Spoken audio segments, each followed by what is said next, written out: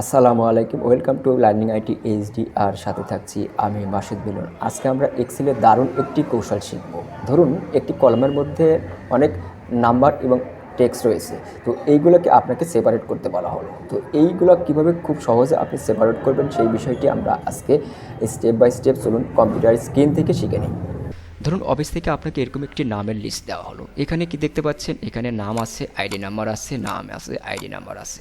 তো আপনাকে যেটা বলা হলো সেটা হচ্ছে আপনাকে এখান থেকে এই নামগুলা এখানে নিতে হবে এবং আইডি নাম্বারগুলো এখানে নিতে হবে। অর্থাৎ নাম এবং আইডি আপনাকে আলাদা আলাদা কলামে লিখতে হবে। তো আপনি স্বাভাবিক অবস্থায় কি করবেন? তো আপনি এখানে এই নামটা দেখে এখানে লিখলেন আবুল, এখানে তার আইডি নাম্বারটা লিখে দিলেন, এরপরে আপনার এখানে আবার নাম লিখলেন, এখানে আইডি নাম্বারটা লিখে দিলেন। তো এইভাবে যদি 1000 জন হয় তাহলে কিন্তু আপনার অনেক সময় লেগে যাবে।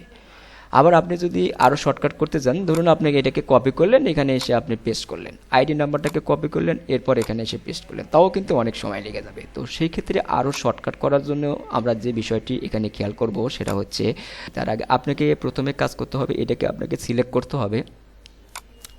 তো এভাবে আপনি সিলেক্ট করলেন, সিলেক্ট করার পরে কিবোর্ড থেকে কন্ট্রোল জি প্রেস করলেন, জি প্রেস করার পরে আপনাকে এখানে আসতে হবে, স্পেশাল এখানে ক্লিক করতে হবে, দেন এখান থেকে কনস্ট্যান্টস এইখানে একটি ক্লিক করতে হবে।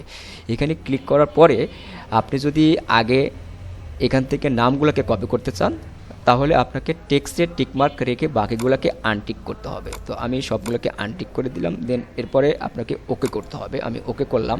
এখন আপনি কিবোর্ড থেকে কন্ট্রোল সি প্রেস করেন, তো কন্ট্রোল সি দিলে এটা কিন্তু কপি হয়ে গেল। আপনি নেমের কলামে এসে আপনাকে এটাকে কন্ট্রোল ভি দিয়ে পেস্ট করলেন। দেখুন কিন্তু এখান থেকে আইডি নাম্বার বাদে নামগুলো শুধু কপি হয়ে এখানে আসলো। তো একইভাবে আমরা আইডি নাম্বারটাকেও কপি করব।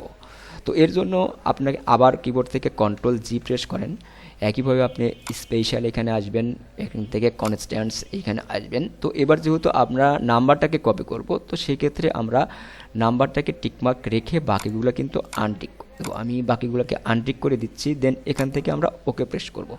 এরপরে আবার একইভাবে আপনি কন্ট্রোল সি প্রেস করেন, এরপরে আপনি আইডি নাম্বার এখানে এসে কন্ট্রোল ভি দিয়ে পেস্ট করুন। দেখুন এখন কিন্তু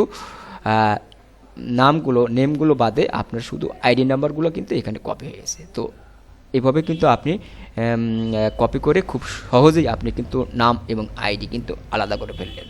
তো ধন্যবাদ। ভিডিওটি ভালো লাগলে অবশ্যই লাইক, কমেন্ট, শেয়ার করতে ভুলবেন না। আর পরবর্তী ভিডিও দেখার আমন্ত্রণ রইল। সে পর্যন্ত সবাই ভালো থাকবেন।